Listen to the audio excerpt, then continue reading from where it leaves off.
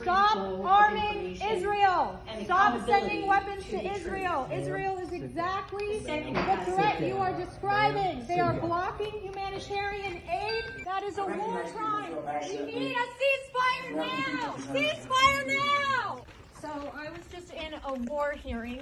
They call it national security, but Israel is the biggest threat to global security there is right now. They're committing a genocide against the Palestinian people. Just this week, President Biden, it was released that he has approved over 100 illegal arms sales since the beginning of this war. Only 2 have had congressional oversight. We've sent thousands of illegal direct ammunitions that are killing Palestinians. We now have thousands of aid trucks waiting at the border. There's a humanitarian crisis, and this government is willing to continue to send weapons that is murdering children. So I'm getting arrested for this, when really all of the war criminals are there in that room, continuing to say lies. When the American public has their phones, they know what's going on. They know that this government is responsible for the atrocities that are now going to potentially kill hundreds of thousands of people unless we stop with these ridiculous displays of airdrops, which only serve 1.7% of the Palestinian people. We have this. What we need is a permanent ceasefire. Basically, the amount of time it takes to do it safely, securely, to retrograde the all of the material that's there. Again, to your point. I was walking. Sir, I didn't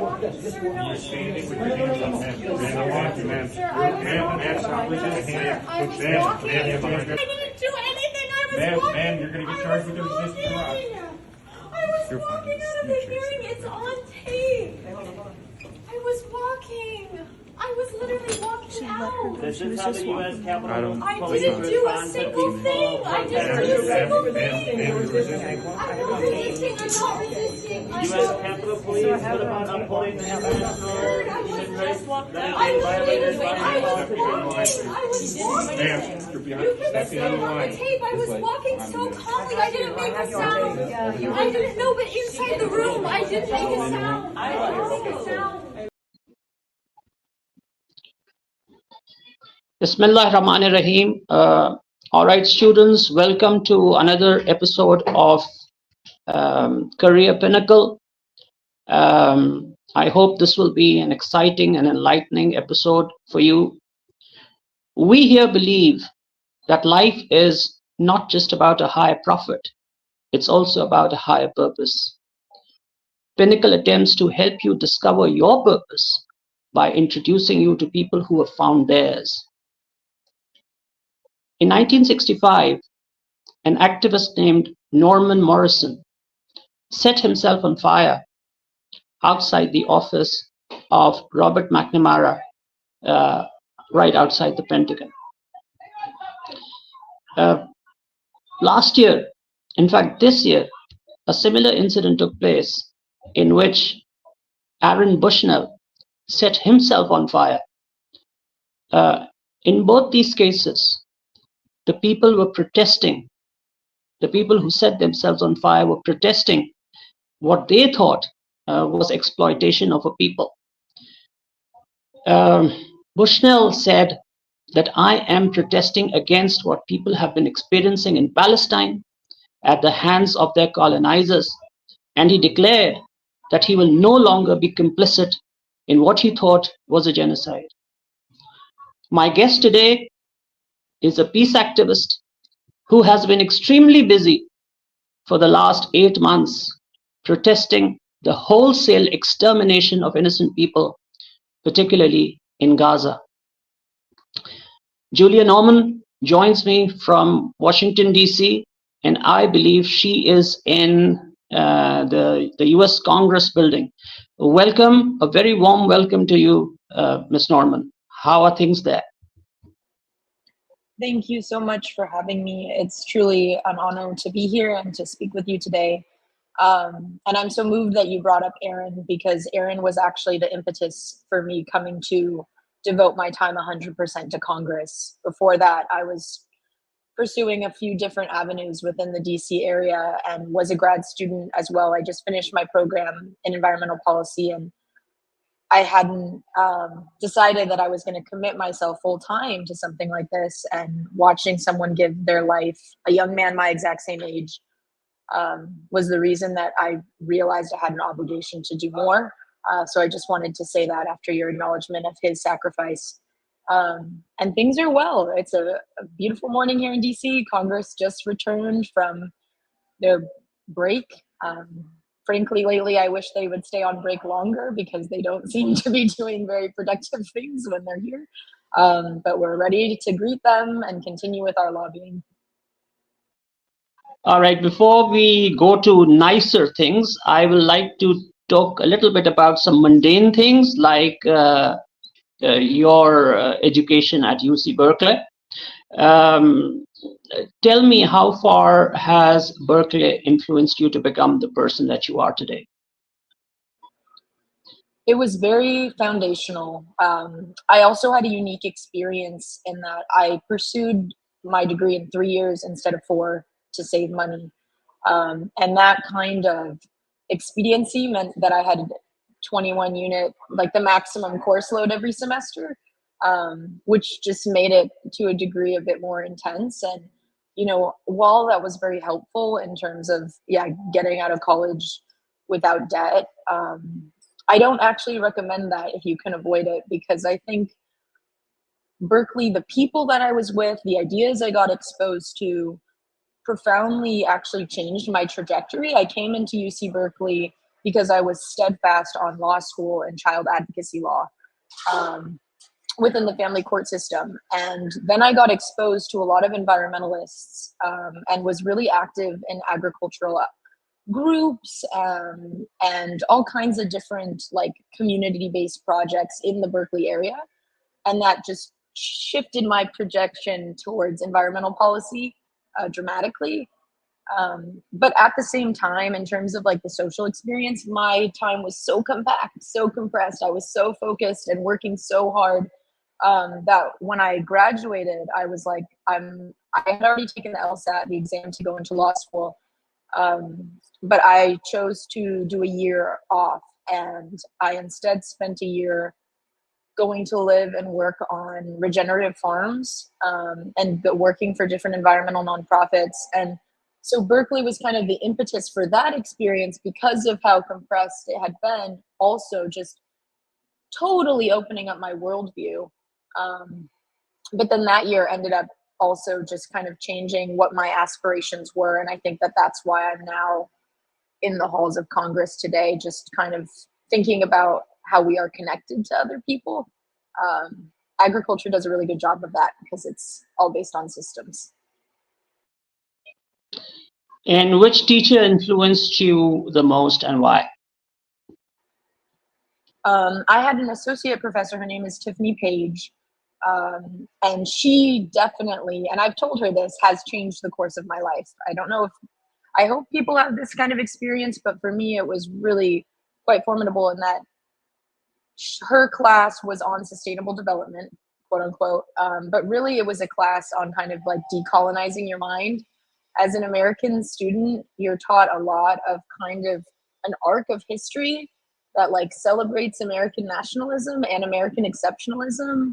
And then to have a professor who kind of flipped a lot of that on its head and exposed the military industrial complex, who talked a lot about structural adjustment programs, who gave me a much more kind of globally oriented perspective of how other countries might view the United States and our history and our involvement in other countries, really just started getting gears turning. And I had so many more questions when I left her class than when I began with. And that was also one of the reasons that I was then drawn to do some sort of experiential learning process, like by going to small scale farms, because we were talking a lot about, you know, what are the solutions to climate change? And a lot of them were locally based, in addition to like major policy shifts.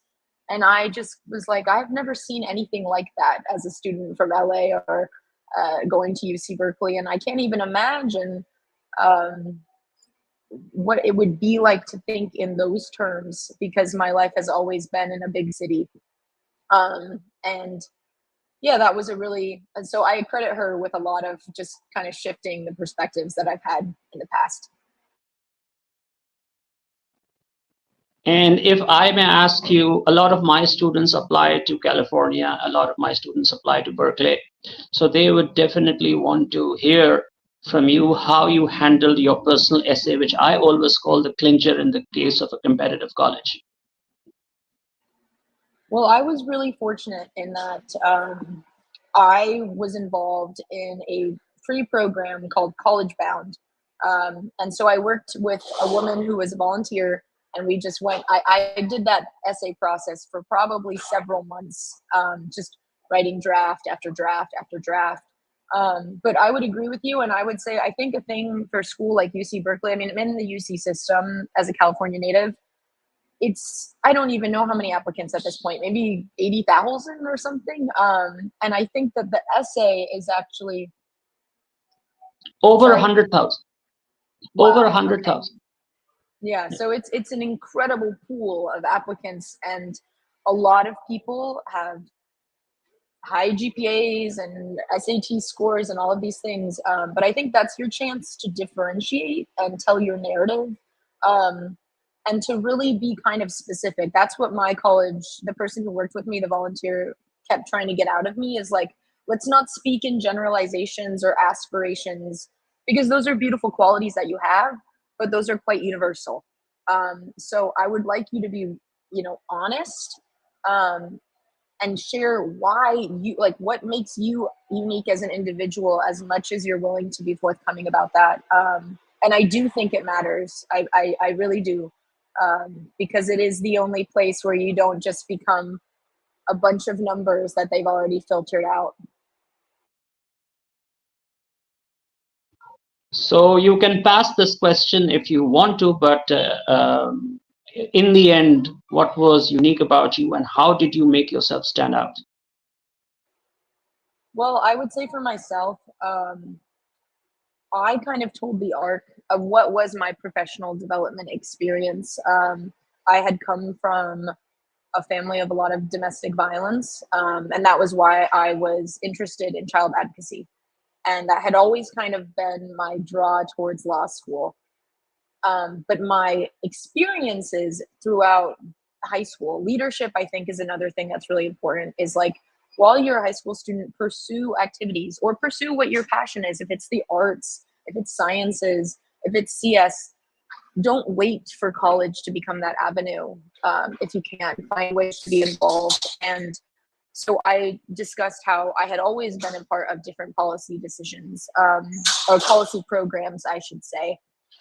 And then talked about how that was kind of that the long arc of where I thought I was going, which it all ultimately changed. So that's another thing to be to expect going into university. But I was very clear on where I was headed, and I was very clear as to what experiences, very transparently, frankly, had got me there. But without making it, I think you have to be weary of like telling a kind of sob story. Like, there's a whole narrative now that like, oh, I have to have had some traumatic event to be worthy of going into college and these essays. And that's not at all the case. But I think what they're looking for, frankly, is vulnerability. So what life experiences have you had that shape who you are?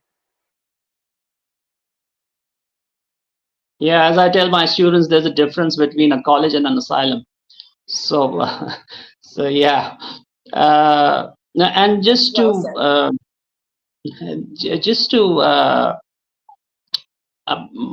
coming to your activism now, since October 7, how many times have you been apprehended, and why exactly? So if you would have told me before this period, would I ever be arrested, I would have said, I don't know what reality that is going to happen in. But now it's been 3 times. I have a pending court case. In 2 weeks, I will go and see what the judge determines. I've had to kind of relearn what that means, being arrested. I used to associate it with, activities that are against the law, and something that is disruptive, and perhaps even like, I don't like to use the word bad, but just, that's what you just get taught, that you're not supposed to be arrested. But since coming to Congress, and using my voice to peacefully protest, which as an American, I get taught, I have First Amendment rights and I'm able to speak my mind when I choose to. But it's been clear that if you're speaking against the government critically, actively, in the face of the officials who are running these policies, that's actually not all that accepted. We certainly have more liberties. I don't want to say that that's not the case, but so it has all been for protest. One of them was planned, like there was a hearing in which there was the defense counsel speaking, and we knew we wanted to speak up in the hearing. A few of us planned to actively disrupt and have the police escort us. And our message, not disrupt like rah, rah, rah, but say our message about what's going on in Gaza, because when you go to those hearings, I mean, it's quite frankly shocking the lies that they testify on in front of senators and representatives. The other two were actually circumstances where I had not planned at all. I was very shocked in both cases that I was arrested because I was silent. I was holding hands. I was wearing graphic shirts. It was just visual protest, which I had been frankly allowed to do. But I think as the time has gone on in the halls of Congress and the public has really turned against what this institution is doing, which is partnering in the genocide against the Palestinian people, funding it unilaterally, almost. I mean, caveats, but really we're providing like 70% of the weapons.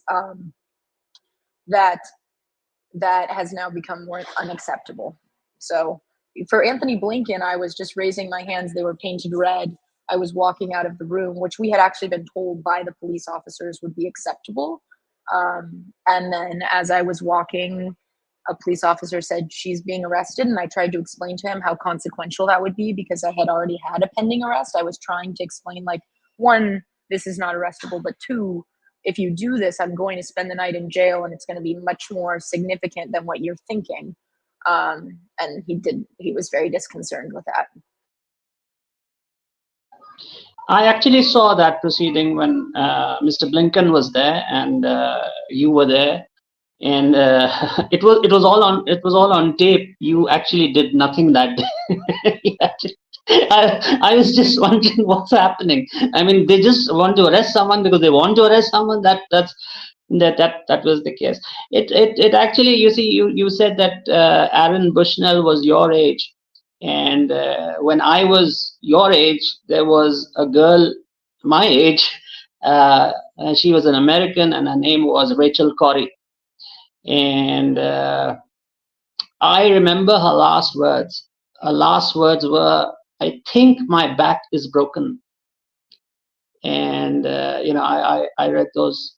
That was again a very bad time, but that was a bad time for the West Bank, and it was a very bad time for the Muslim population of Gujarat. If you have read about that, the genocide of the pogrom of Gujarat, and there was a full-scale incursion in Jenin, and there was a lot of settlement activity, and the international solidarity movement tried to stop those settlement activities. And Rachel Corrie and again, that's what I was thinking. That's the problem. I mean, this is exactly what was she doing exactly that they ran that bulldozer over? She did nothing. She was just standing there. Those pictures are very much here. She didn't hurt anybody. She was just saying, "What are you doing? And why are you demolishing this doctor's house or this engineer's house?" And they just ran the bulldozer over. Okay, let me just go to the next question. After studying political economics, because I was an economics teacher too, you could have gone into any governmental or financial institution, and you could have made money on Wall Street, like Jamie Dimon or someone. Then why did you go into advocacy and activism? Well, thank you for that question. I think some of it I've already explained in that my journey when I spent the year on farms, it was a totally different re-education also as far as this kind of like linear thinking that I had been taught. And I had a whole policy background that was very formidable, and my economics background, which I studied frankly because it's supposedly useful in terms of training your brain to be a good law student. That was the reason that I approached it. But in that experience, when I had a hands-on learning experience and was also thinking about how landscapes are a whole system, they, you know, if you are managing waste properly, like waste is in itself reusable and then just becomes part of a loop, and you can farm, being aware of the water cycle, all this kind of type of these realities reshaped how I thought at large, and also just what I thought was meaningful in life.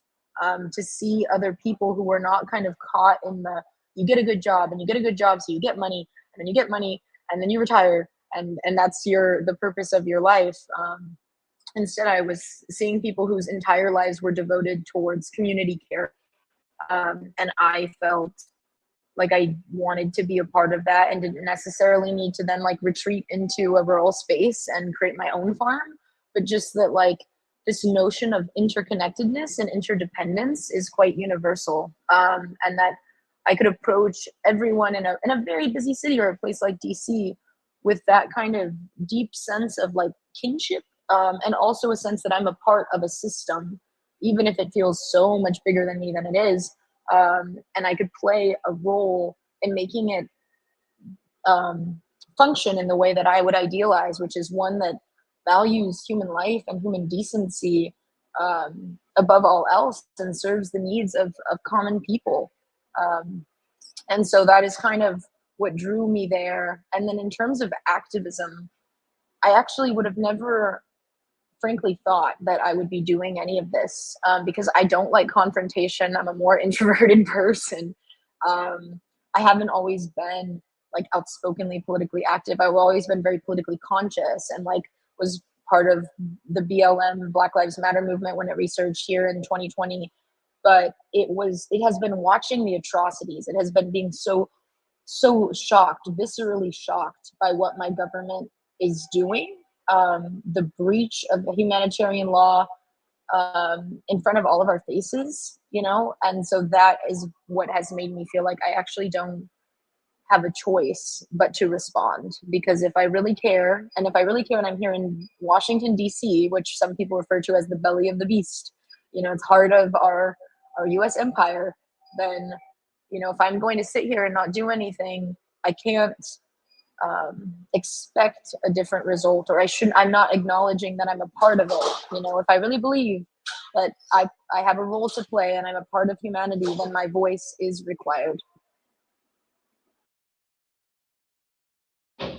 I'm not sure if I'm right about this, but we are hearing reports that Julian Assange is being released, and he has been charged with the time served, which is only 14 years.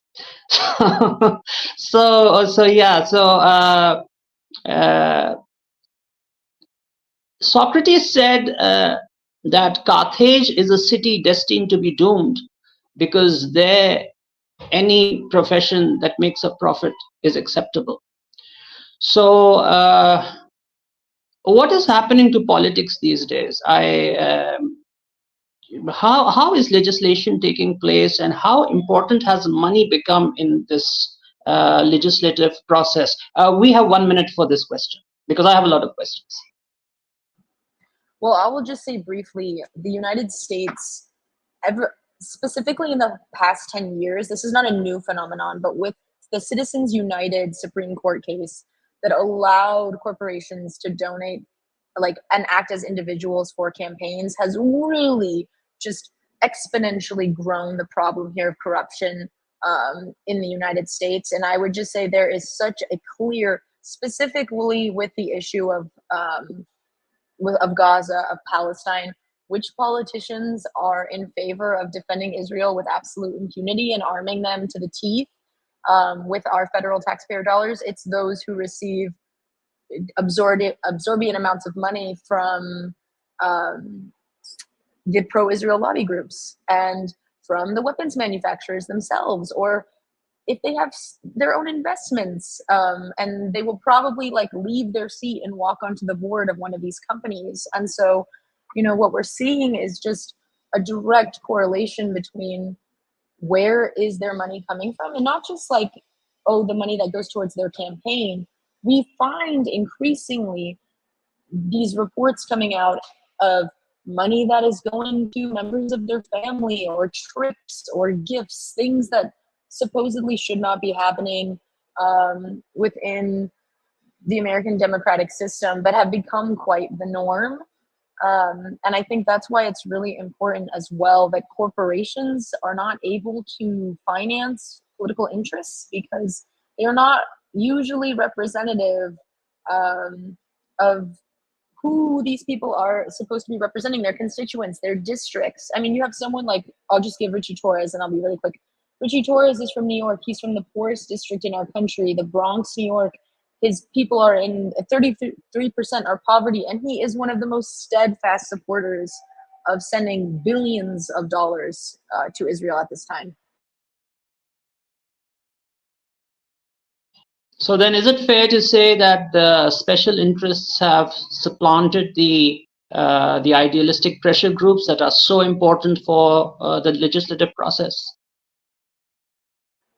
Absolutely. I mean, we can't even get meetings. Like, I technically am part of a lobby group, a coalition, and they don't respond to our emails. They don't respond to our calls. It doesn't matter if you're from the actual district. If you have just your agenda as a constituent, they will maybe log you. They will give you the face potentially and pretend to care, but you won't be able to actually sit down with a staffer. Whereas if I'm from the American Israel pro lobby committee and I come into an office, I will immediately be seated.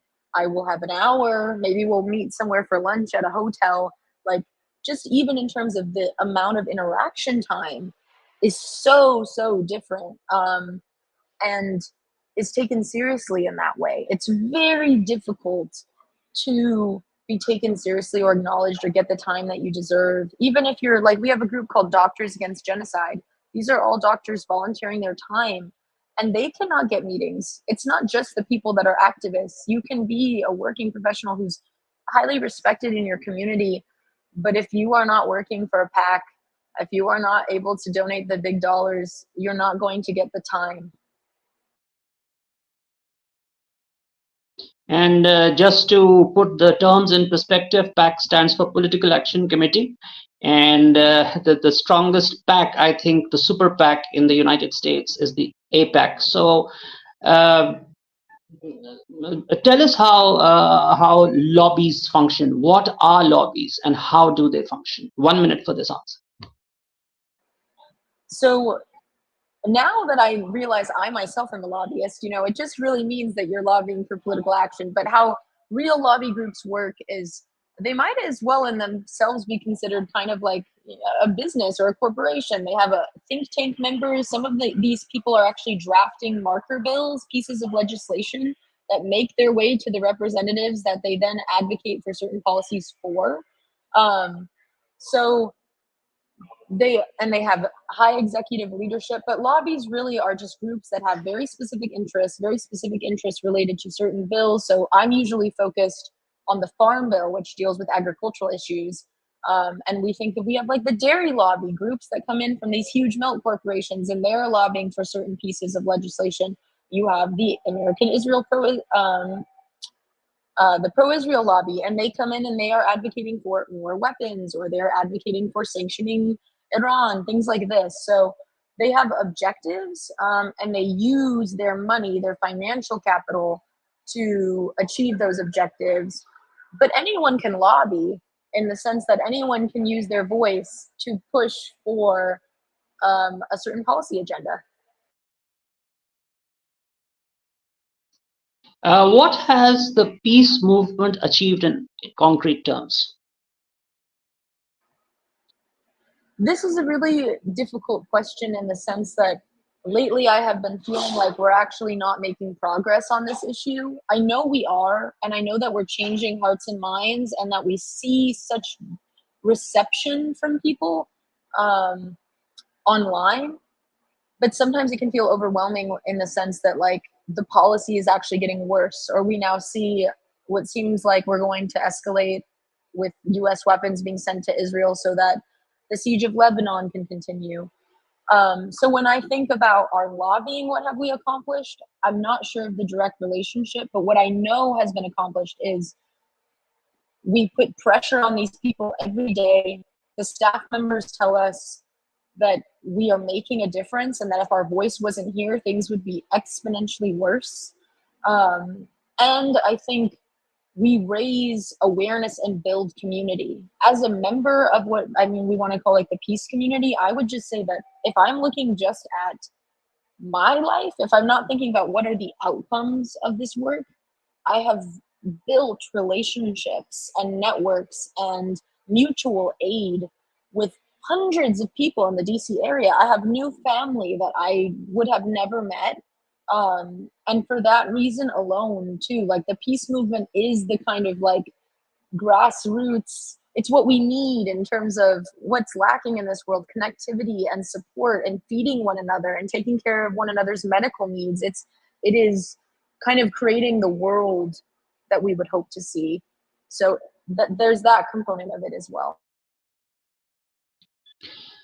I'll tell you one more thing about it. The peace movement is, as I look at it, is not very significant in terms of what it has achieved in concrete terms. I'm talking about the peace movement of the last 60 years. But it is very significant in terms of what it has not permitted its opponents to achieve. After the Vietnam conflict, they came up with two things. And they always say, whenever you criticize them, you always say you are a conspiracy theorist. And I always reply that if you go and read Dr. Wilson, your President Wilson, the conclusion of what he's written is this: secrecy is the mother of conspiracy. If you have secrecy, somewhere a conspiracy will be born. So what they did was, after the Vietnam conflict, they started making education expensive. And it was so reminiscent when your speaker came to the universities, I think to the Harvard University, and he said, think about your parents' money, go and study. I mean, that was what they planned after the peace movement, the Vietnam peace movement. Universities don't need the kind of money that they are charging the students. Some universities are really flushed with money, but they decided to charge high fees for two reasons. One was to keep students under the pressure of finance, and the other was to promote the lending business, which are agencies that lend money to students. And if you go and look into the finances, students that graduated with me and took a loan, they're still paying off their money. But the good thing is that despite this, the students of today, they stood up and they protested, and they came up with this very vibrant movement. And we heard, and I mean, I could only remember things like, hey LBJ, how many kids did you kill today? I never thought that I'll hear a people united will never be defeated. So that is a great achievement, that you have not permitted these special interest groups to achieve what they wanted to achieve after 50 years and after billions of dollars of donations that they have given to universities. So kudos to you. So my next question will be, what are the 4 or 5 things which you think are important to achieve to establish peace in conflict areas, especially in the Middle East? This is and thank you too for that addition. That is so important and interesting for me to know as well. I honestly feel like at this point, I have seen the detriment to which our US government, the role that we have played in destabilizing the Middle East, and the way in which Israel has acted or has served as a proxy.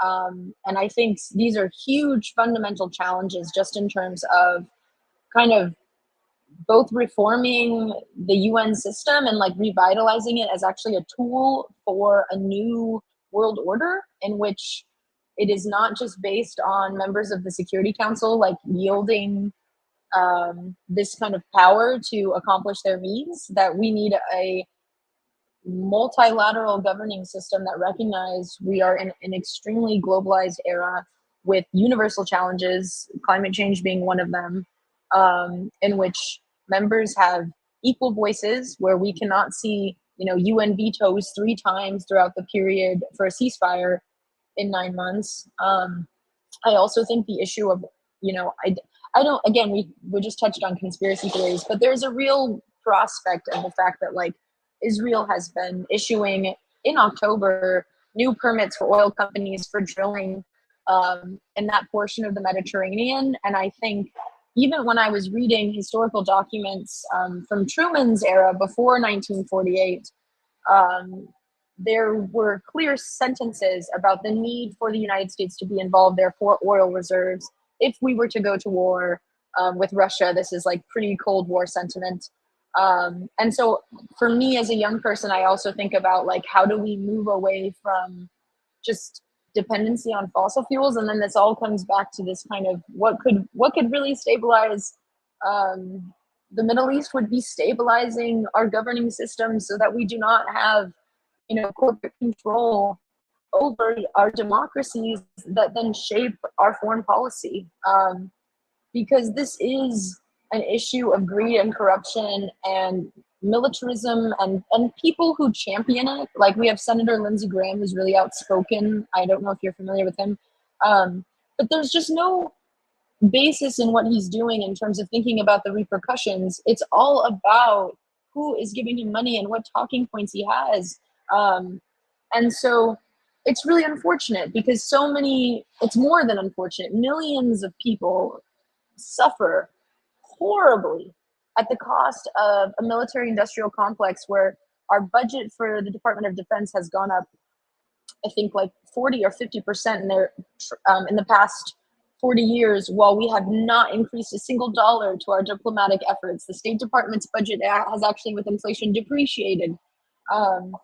And so I think that kind of tells you, like, where our interests lie. How can you have peace, quote unquote, in the Middle East when we are investing so heavily in defense, quote unquote, armament, and we are not at all investing in actual diplomatic relationships? We have normalization, but again, normalization with, like, the US and Saudi is all about, the flow of oil reserves and trying to spread, they want to build higher towers and have music festivals. So it's, it requires a global reformation, but I do think sometimes, in my terms, that also means people starting to see themselves as less nationalist and starting to see themselves as global citizens in a globally inequitable society.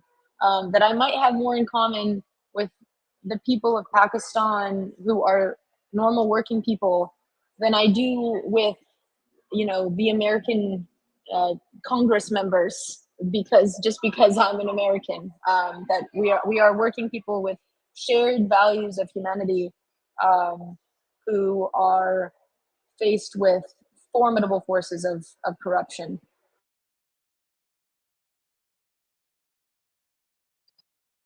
Absolutely, and that's the thing that when we go and look into other societies, we find that there are people like us who share our concerns and who share our problems and who share our priorities.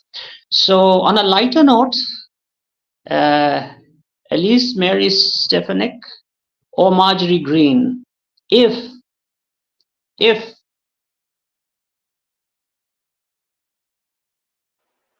Oh, you're muted. I'm sorry, I repeat the question. I said Elise Mary Stefanik or Marjorie Green, if President Trump becomes president again, who will be vice president? That is a scary question, even though we said it would be on a lighter note. I would say that actually there is discourse that Elise Stefanik is supposed to be propping herself up for the VP position. I think MTG is just a bit too comical. I don't know. There was a clip that went around, at least virally in the United States, of her recently insulting someone's appearance. It's almost like some sort of reality TV show. She makes a mockery of our Congress. So I don't know, maybe I would rather have MTG than Elise Stefanik, because Elise is a bit more dangerous in terms of her cunningness and commitment to values that I do not share and hold. So I hope neither, though. Let's just avoid that altogether. Well, I don't know, but otherwise, yeah, keeping those value things. But I think Elise comes across as an energetic person and an educated person, which she definitely is. She studied at Harvard College. So how did you feel when you saw Elise Stefanik grill the president of Harvard and the other colleges in Congress? I was so disappointed, particularly with the Columbia hearing, because President Shafiq, who was the president of Columbia University, really did kind of appease the members of Congress in that committee who were calling her there in the first place, which is to put forth a notion that all of the college encampments are anti-Semitic, just fueling places of hate, as opposed to being what they really are, which is anti-genocide encampments, students who are standing for peace, and the fact that there were Jewish students as a part of those encampments. So watching the two engage with each other and kind of cement the propaganda that was the purpose of the hearing in the first place was very bothersome. And I would also, to your point about Congresswoman Stefanik being a very intelligent person, she is, and she has been at every single one of these anti-Semitism hearings. We've probably had 12 at this point, just grilling the presidents of universities. And she's been paid for it. I mean, I hate to keep bringing this up, but I just want to note that, she's also been getting just exorbitant donations, specifically from Board of Trustee members from universities like Columbia, from universities like University of Pennsylvania.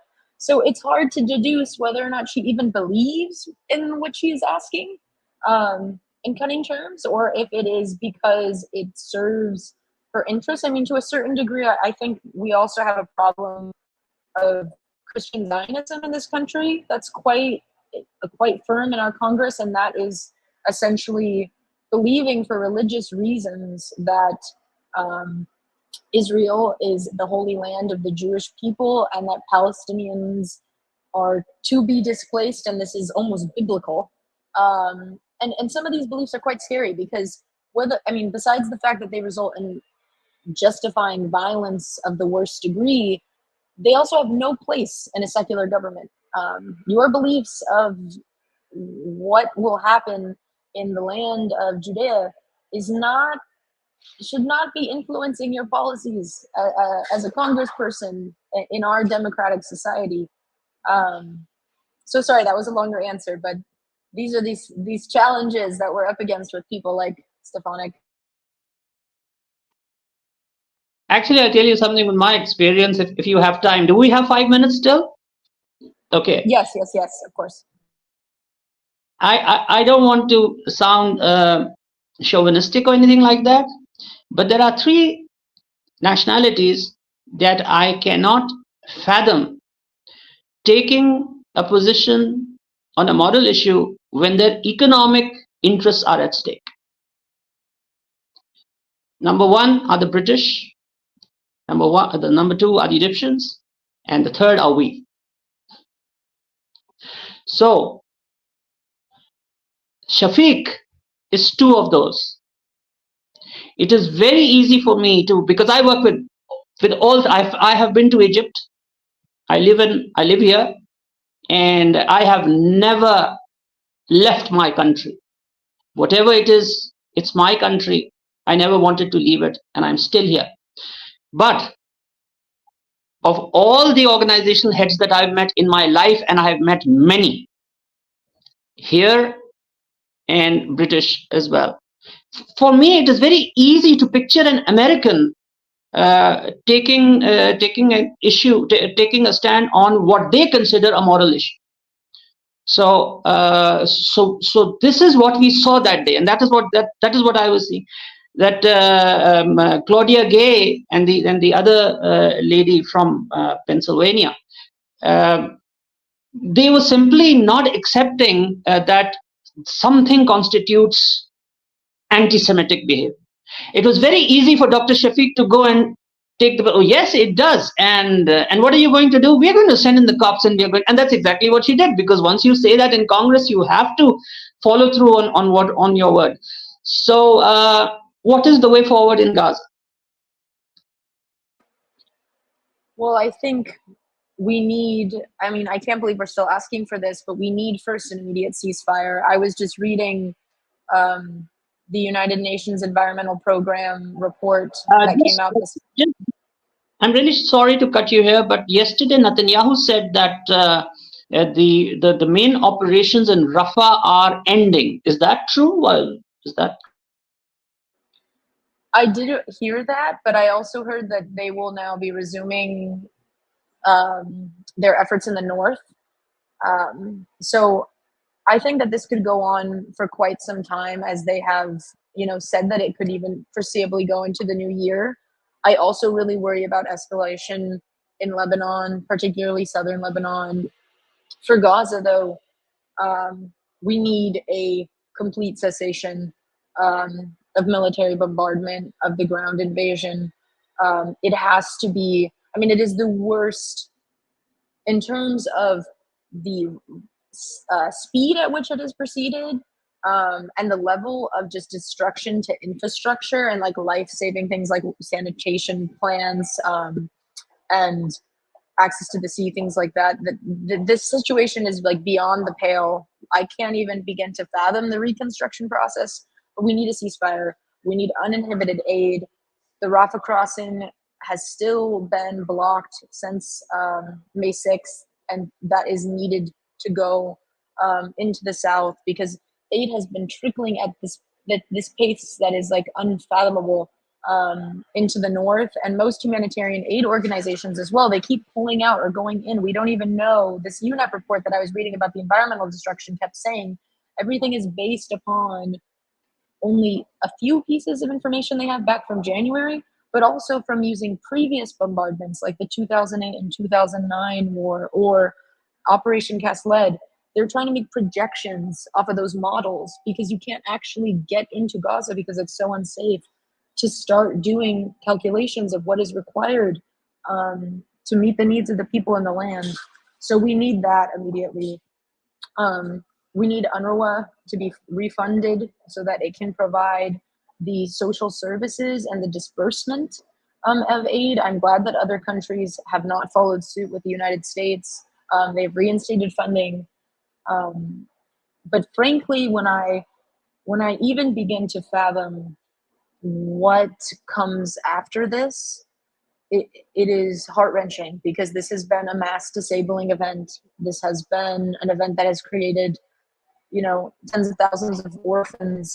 The trauma, the psychological trauma, is something that I do not know how we're going to begin to address. So it's going to require an international response, and is going to take a few decades just to clear the rubble, just to make Gaza a place that can actually be lived in. So we need to stop the destruction of it immediately. And when they start clearing the rubble, I wonder how many thousands of bodies they will find from beneath the rubble. My last question to you is, when you see the state of apathy and filthy self-interest in Arab and Muslim societies, as an American, how do you react? Well, I would say I'm always weary to speak to the freedom or liberty that other people have to speak in other places. So I don't want to touch on that, although I would like to say that I think art is a very powerful medium. I keep bringing this up for people who are not interested in putting themselves out there outspokenly with activism, that there's a way to show solidarity and express concern for people in ways that aren't explicit. And art does a really good job of preserving culture and identity and conveying emotion, keeping our humanity alive. But to people who are indifferent, you know, I myself am not Muslim, so I won't speak of like the Ummah as what I might even be saying that incorrectly, but just the sense of like universal community.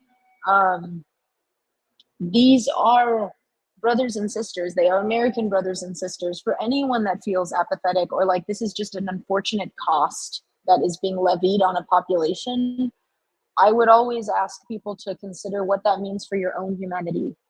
When we have compartmentalized someone else's suffering or said that we can trade it or that it's not part of us, if you need a selfish reason to interrogate that, don't do it because you feel like it's virtuous to care. Think about what mind am I and heart am I living in? If I have distanced myself so much from other people, and do I think that that's a world that's safer for me? A world in which people are not concerned with other people's well-being? Probably not. And I would also say that, I mean, look what we're happening in Lebanon. Look what is going on in Lebanon. If you need a selfish reason to care, this is destabilizing for the entire world, and it has undermined international law. So on just a person-to-person basis, I would just really encourage anyone who is apathetic to interrogate why that is, and to reconsider if it is even like logical, so to speak. Not just are you emotionally stirred by the people of Gaza, but is it a sound decision to have our entire, quote, rules-based order just blatantly disregarded? I would argue not. And surely, as an American, you people are blessed not because of your resources, not because of your might, but because of things like your Constitution and things like your Bill of Rights. So those are things that do not exist in our societies, and I really wish they did. So congratulations to you on that. And I have always been a great fan of the American experiment, and I totally believe in the American experiment as much as I believe in my own country. And so in that sense, I've always been a global citizen. But what worries me is that my children or the younger generation in my country does not look toward America in that same way that I used to look up to. In fact, I'm writing a short non-fiction which I will share with you on Lincoln and Kennedy. So that is it. So thank you very much, and students, please do join us again. We are not through with you yet. Do join us again next week. In fact, on Friday we have a meeting with the admission counselor of the State University of New York system. So that will be really useful for you. Her name is Chloe Glenn, and Chloe Glenn will be joining me from New York. To you and to all the peace activists with you, please give my best to Miss Benjamin. And please tell her that I'll be very happy if she could join me someday whenever she's free. I understand she's very busy, to discuss Vietnam, her experiences with the Vietnam peace thing. So I will end with Tennyson and what Ted Kennedy said in one of his speeches.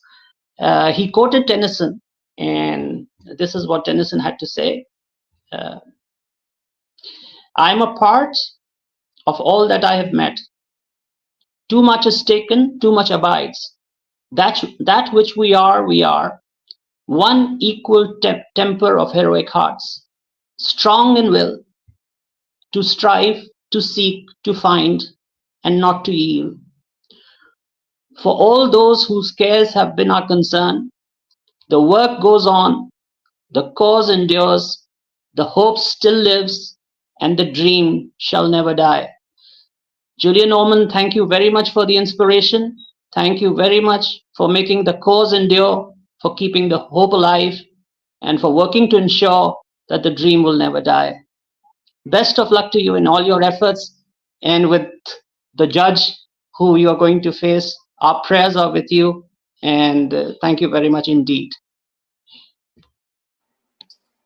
Thank you so much. It has been an absolute privilege to be here today, and I would just want to say one thing, and that's that every person's voice, it sounds cliche to say that it matters, but your perspective is part of a broader whole.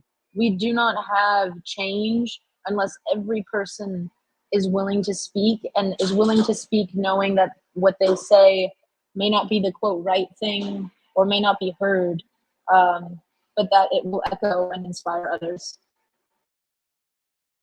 And one last thing, if you ever want to do anything about the rights of children, our society is virgin territory for that research. If you need any help in that, if I can contribute in any way, please feel free.